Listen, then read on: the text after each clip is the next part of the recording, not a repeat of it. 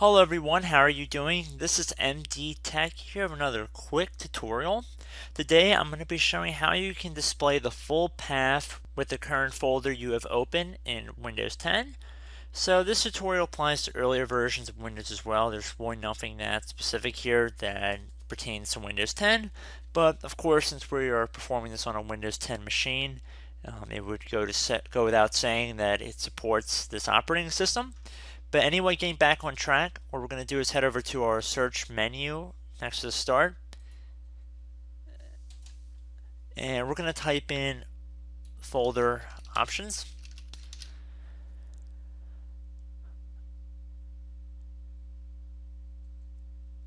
And then you want to left click on the option that comes up right above the control panel. So underneath File Explorer Options, you want to go underneath the View tab, where it says Display the full path in the title bar. Left click on that to activate that feature, and then left click on Apply and OK. So if we open up File Explorer here,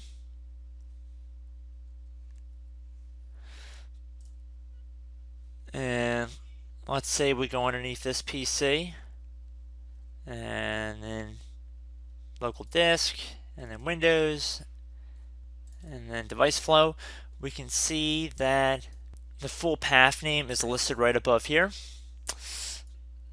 See how we can see our full path name, whereas before it would just tell us the folder name of whichever folder we were on. So at that point you can close out of here, restart the computer, do whatever you want. But I just thought that was a cool little feature to explore. If for some reason you wanted to disable that, just go back underneath folder options. And under the View tab again, uncheck Display the full path in the title bar.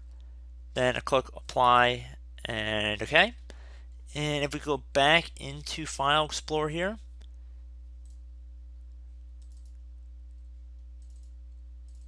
you can see it just tells us the folder name we're currently on up here.